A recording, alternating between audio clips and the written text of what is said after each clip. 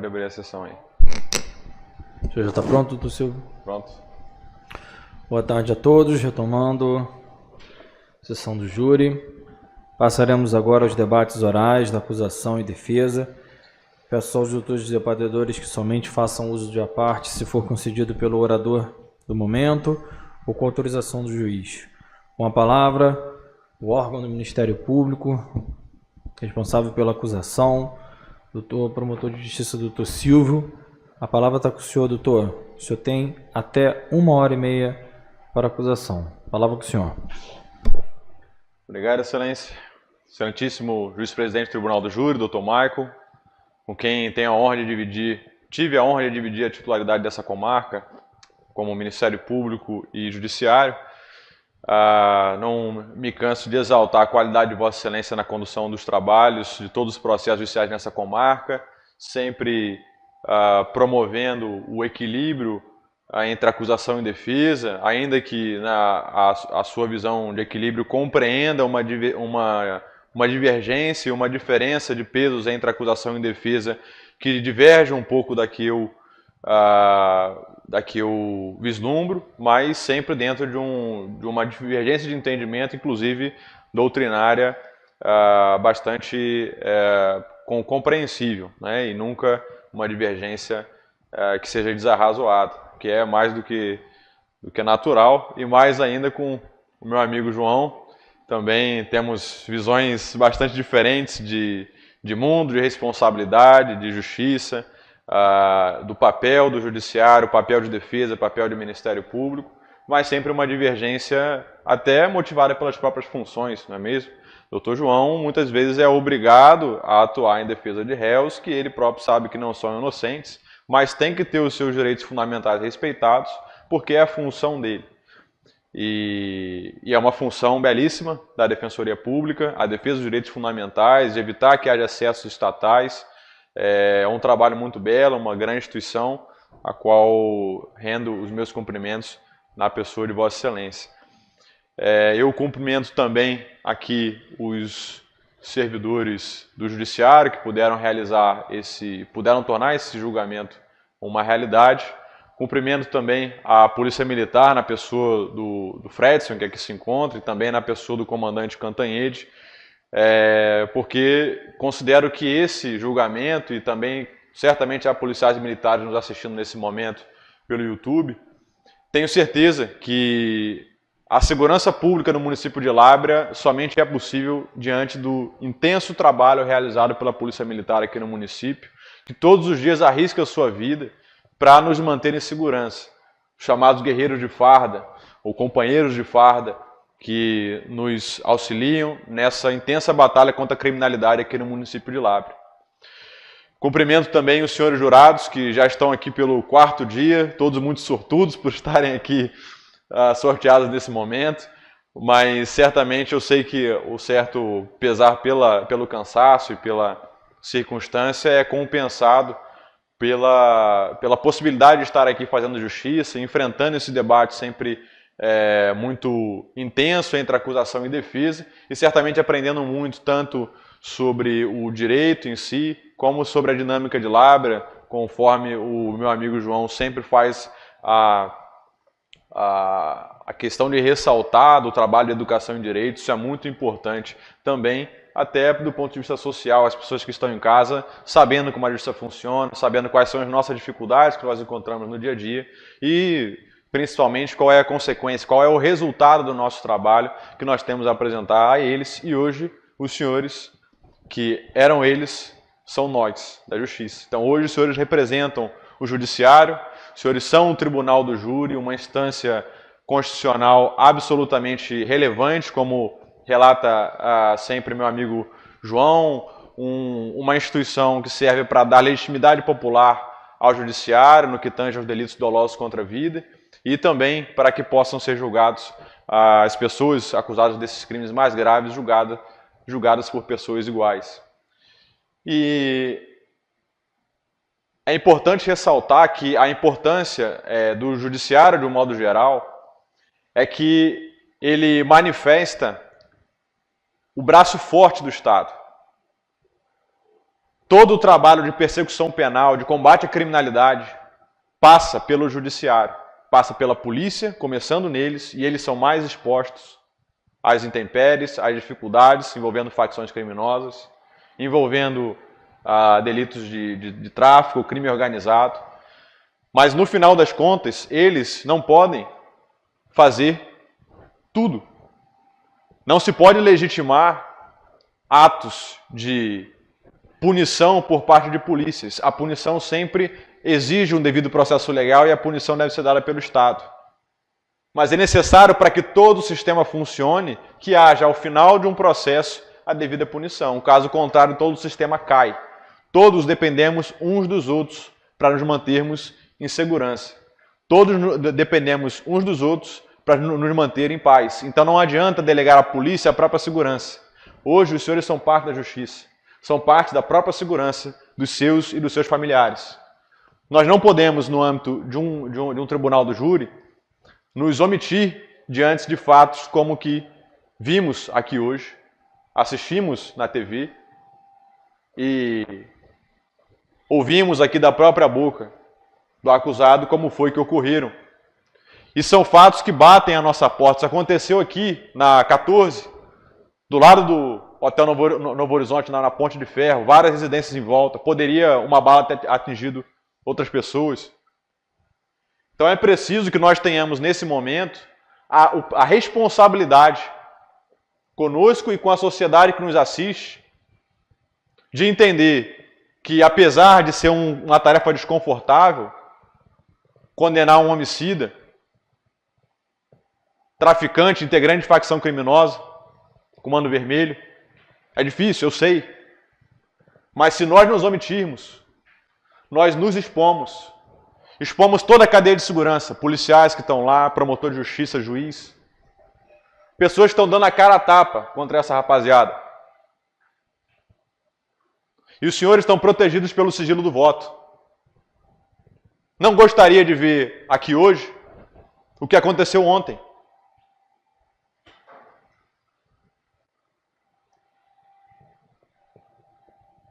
Sei que há medo no ar, e havia. Mas é preciso ter pulso firme. Do contrário, não há promotor, não há juiz, não há policial herói da pátria, salvador. Todos nós somos parte de um corpo social que precisa ter senso de responsabilidade. No presente caso, como nós avaliamos, vimos aqui hoje, será muito simples do ponto de vista probatório. Muito, muito simples para os senhores. Quem terá trabalho hoje será o Dr. Michael. Por que eu digo isso? Muito pouca divergência. Muito pouca divergência.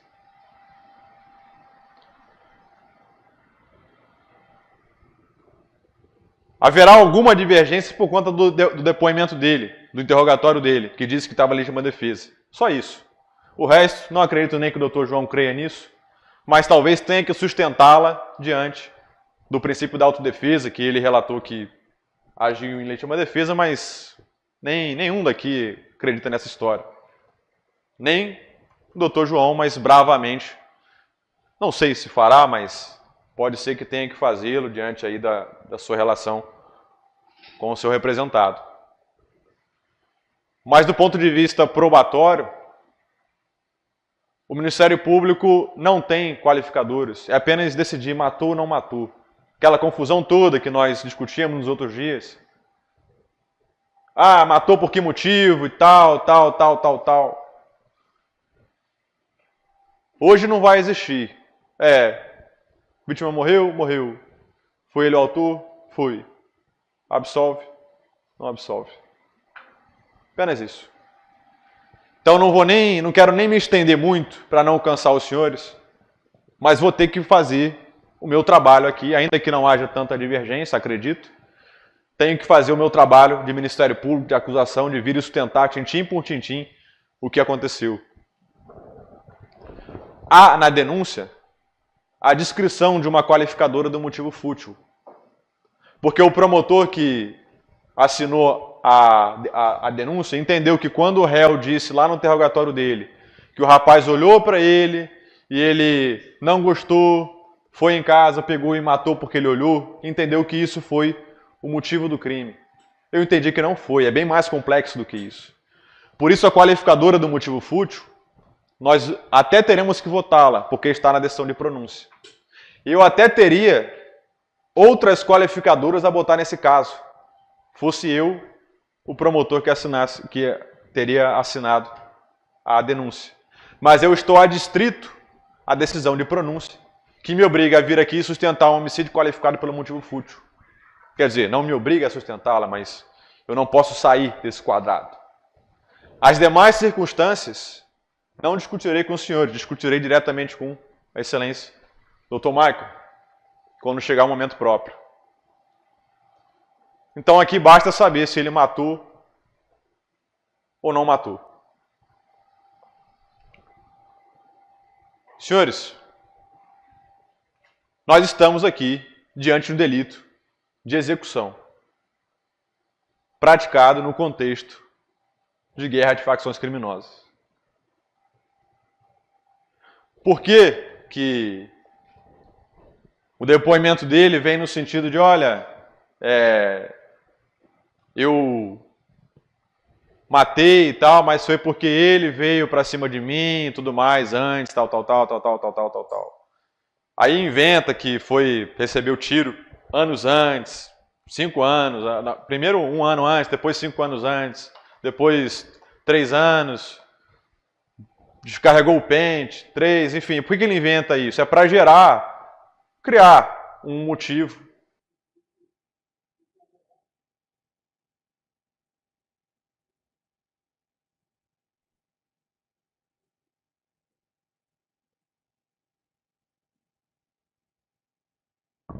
Obrigado. Inclusive, por que ele é obrigado a arrolar a mãe aqui? Porque é a única pessoa que mentiria em favor dele e tal, para dizer que havia um motivo anterior e tal. Mas qual a intenção dele com isso? A defesa dele, no caso, salvo engano, foi realizada pelo Dr. Jairo na fase de pronúncia e agora pelo Dr. João. Ninguém espera que esse relato configure uma legítima defesa, não é isso. O objetivo dele com isso é criar um motivo para dizer que não foi fútil. Certo? Eu até concordo que o motivo não foi fútil. Fútil é aquele motivo insignificante. Guerra de facção pode ser um motivo torpe. Mas aqui a gente não está tratando disso porque eu não posso pedir uma qualificadora que não está na pronúncia em homenagem à ampla defesa, da qual o Dr. João tem tanto apreço.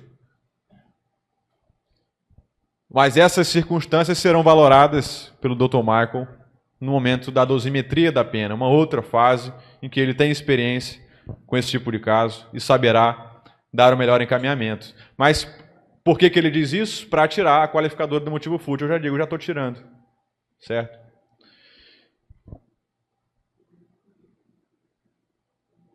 A vítima Francisco já havia relatado aqui, a Elaine, tanto na fase de pronúncia quanto aqui, disse que sim, ele tinha envolvimento, se não com facção, mas vendia droga. Quem vende droga em Lábrea sabe que, ou melhor, as pessoas sabem que quem vende droga normalmente não pode vender avulso, né?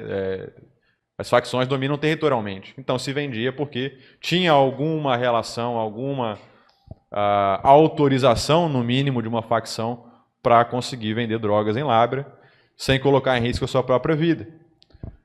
Por isso que também não faz sentido a alegação de que foi algo casual, algo fortuito, por parte dele, de dizer que não, eu matei um integrante da FDN, sem eu ser da FDN, peguei a arma com o Branco, que eu não sei nem se essa versão é verdade, porque o Branco morre há mais ou menos 5 meses depois do delito, certo? Então, não sabemos se foi exatamente com o Branco ou outro integrante da facção criminosa, mas ele imputa ao Branco que o Branco morreu. E eu achei até curioso, porque o Branco foi citado no júri de ontem. E aí eu nem tinha me ligado. Quando eu fui rever a audiência, ele fala, não, branco. Aí eu fui atrás do branco, falei com o delegado de polícia, mas conhece algum branco? Branco foi aquele rapaz que morreu em 2020, foi acho que um mês antes de eu chegar aqui em Labra. Morreu em 2020, vítima de um homicídio, que acredito que todos os senhores tenham tido conhecimento, que repercutiu muito aqui na cidade, em que o rapaz estava no aniversário do filho de 2 anos de idade e entraram e o executaram juntamente da esposa enquanto cantavam parabéns.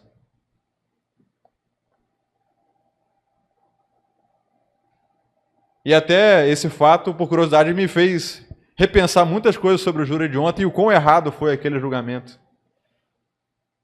Quão errado foi.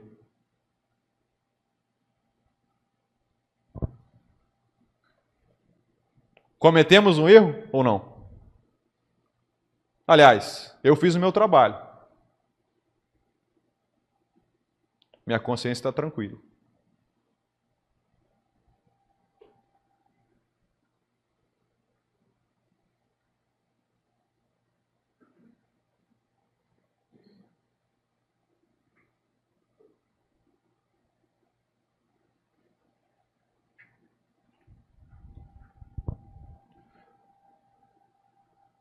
Tratar, basicamente, da tese defensiva principal, desclassificação para homicídio simples.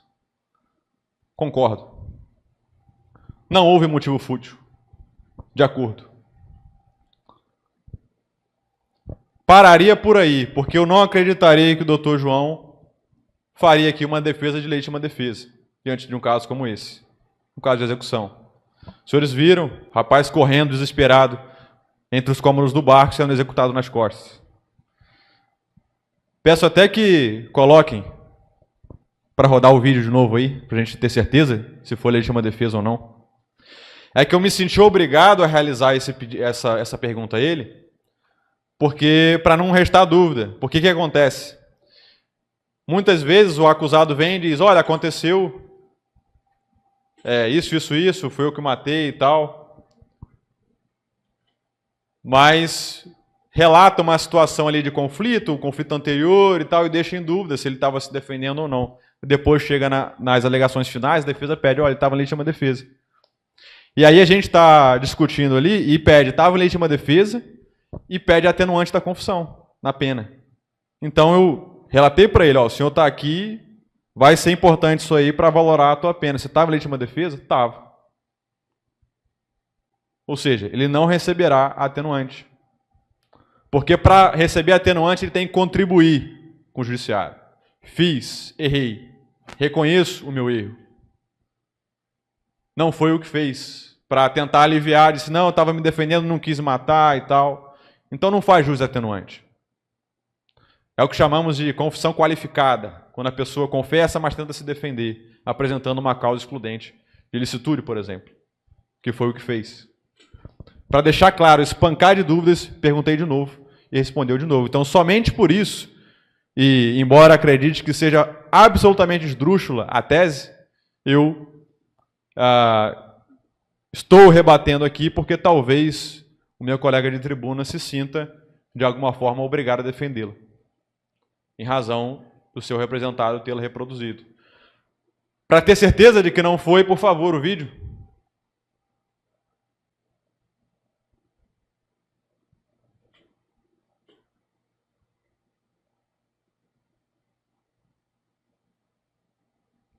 Pode botar 3, 4 vezes. Isso aí parece alguém que está se defendendo? Ou alguém que foi cumprir uma missão?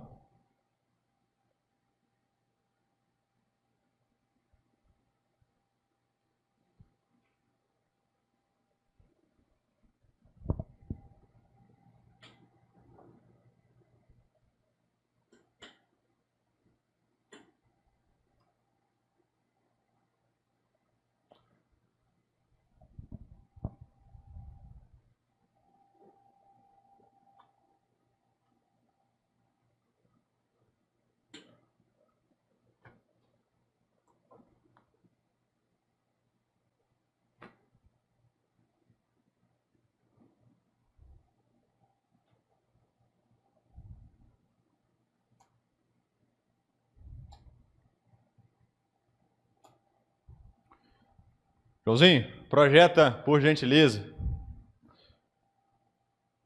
a minha tela.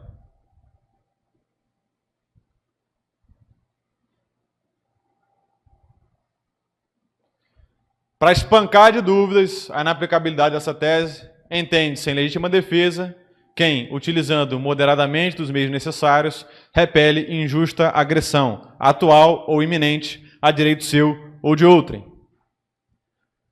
Injusta agressão, não havia. Ah, mas ele relatou que 3 anos antes, 2 anos antes, ou que no dia, lá, mais cedo, pegou o terçado e foi atrás. Se fosse verdade essa história, ainda assim não caberia, porque é uma agressão passada, não é atual e não é iminente.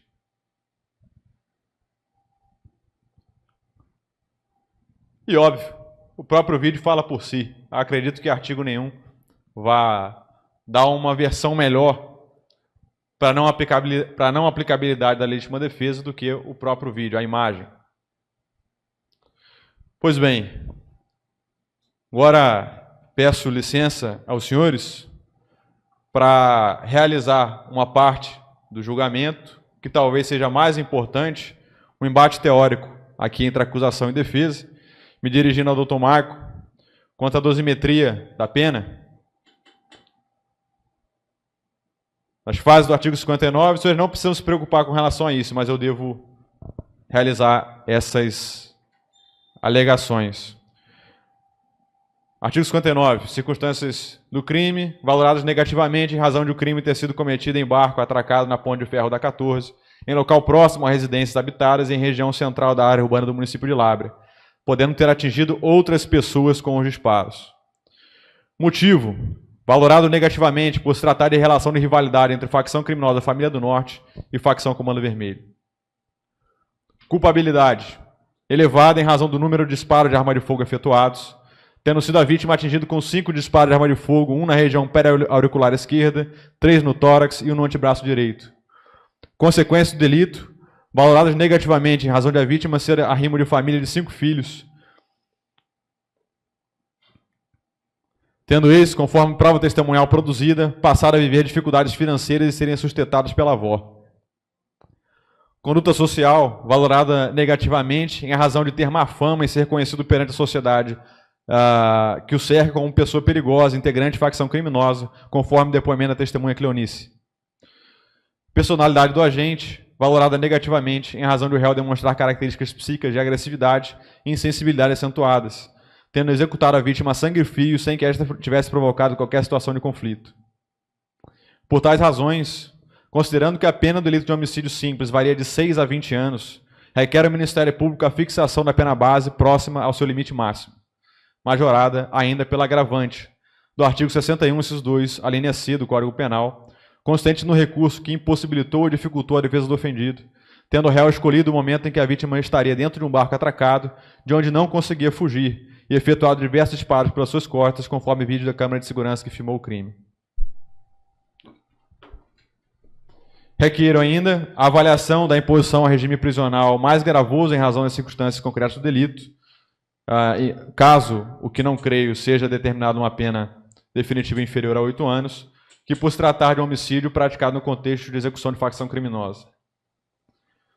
Requeiro ainda a determinação da execução provisória da pena na forma do artigo 492, a linha E do CPP, e a manutenção da prisão preventiva do custodiado em caso de condenação, tendo em vista a ausência de elementos fáticos que justifiquem a alteração da medida, a gravidade concreta do delito praticado no contexto de facções criminosas e o fato de o réu estar respondendo a delito por tráfico de drogas praticado no interior do cárcere e a necessidade de acautelar a ordem pública e garantir a aplicação da lei penal. Senhores, retorno aos senhores. Sabia e prometi que seria breve. Para retomar, acredito que todos aqui já tenham sido jurados nos dias anteriores, mas a função faz parte do rito do tribunal do júri nós explicarmos como se dará a quesitação. Então, nós apresentaremos aos senhores alguns quesitos. Essa votação será bem mais simples do que as anteriores, como já dito. Acredito que pouco aqui, talvez nenhum dos quesitos seja questionado. De repente, talvez o Dr. João peça apenas da absolução por dever de ofício, mas certamente não deverá ser acatado. Primeiro quesito, referente à materialidade do crime. A vítima sofreu as lesões descritas no exame de corpo de delito que lhe causaram a morte? Os senhores dirão que sim, a vítima morreu, me parece óbvio. Não haverá divergência entre acusação e defesa. Foi o réu o autor dos disparos? Sim, temos vídeo, confissão, tampouco acredito que haverá divergência entre acusação e defesa.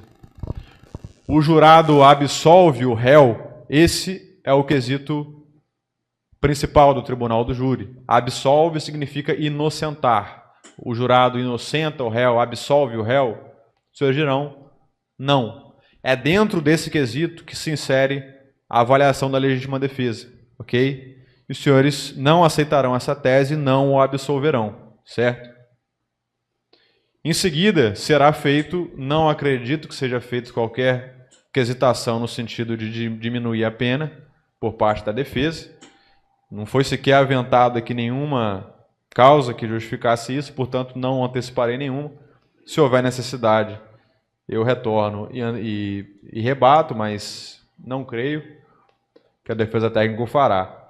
Então, será realizado o quarto quesito, que nós também já acordamos que não haverá questão do motivo fútil, certo? Eu entendi que o motivo foi o contexto de guerra de facção e não foi um motivo irrelevante, não foi porque ele olhou para o rapaz, certo? Essa olhada não explica toda a situação, então, ainda que isso milite contra, entre aspas, o que o senso comum indicaria que seria a tese acusatória, de que o promotor quer a pena máxima, etc., etc., não é verdade. Aqui nós vamos sempre prezar pela pena justa, refletida pelos fatos. Os fatos não refletiram o motivo fútil, portanto, lealmente requeiro a retirada dessa qualificadora. Ok? Senhores, aqui um ponto também já repisado em júris anteriores, e que diz respeito à segurança dos senhores, diz respeito à segurança do sigilo do voto dos senhores, que é a forma como nós contamos os votos. É impossível, repito, impossível que qualquer pessoa, qualquer facção, qualquer servidor público aqui saiba do sigilo, saiba do conteúdo do voto dos senhores, ok? A forma como nós contamos aqui acredito que todos já tenham visto. Pega assim, 2 cédulas, sim, não, e coloca na urna, sim ou não, e conta-se até o 4º voto a favor de uma tese ou outra. Então nunca tem como saber quem que votou a favor de um ou de outro. Por mais que se trate de um júri delicado, de facção, não tenham medo. Não tenham medo. Todos nós aqui somos de um corpo social, como eu já resgatei anteriormente. Dependemos uns dos outros para garantir a segurança. É a expectativa de serem um dia punidos que evita que crimes como esse ocorram. Quando essa expectativa cai, nós estamos diante de um cenário de insegurança. Então nós, como sociedade, não podemos nos omitir. Fredson está aqui. Assim como ele, tem pelo menos outros 29 policiais aqui em Lábrea, dando a vida todos os dias pela nossa segurança, combatendo esses criminosos, Comando Vermelho. Hoje a FDN já foi praticamente extinta, mas estão aí, dando a cara a tapa. Delegado Paulo Gadelha, Enoque Lúcio, da Polícia Civil, eu me incluo. Estamos aqui, dando a cara a tapa, botando dedo na cara,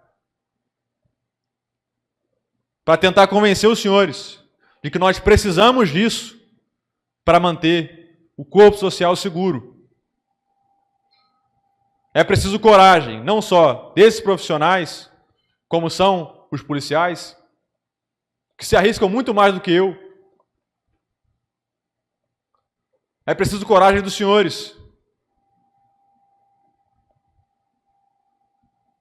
que na minha visão faltou no de ontem.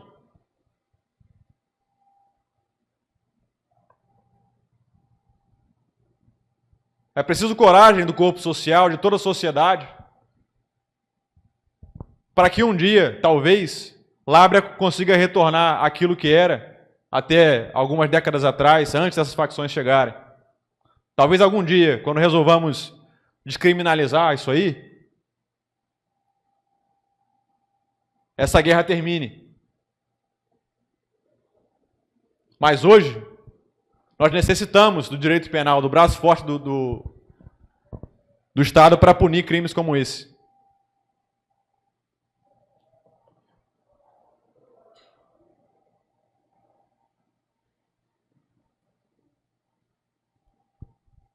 Então, senhores, eu peço que não nos acovardemos diante da criminalidade. Eu ficaria surpreso, muito surpreso, e talvez até decepcionado, se, diante de tudo que vimos aqui, eu não visse uma contagem 4-0 em todos os quesitos.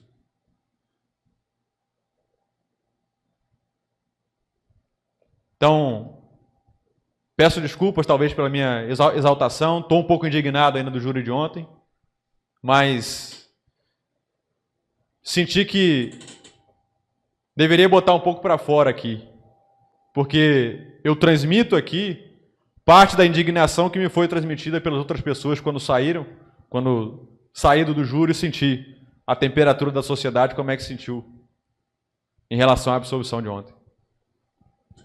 Então, senhores, confio na sabedoria dos senhores. Fiz uma alegação bem curta, 30 minutos, dada a baixa complexidade do caso.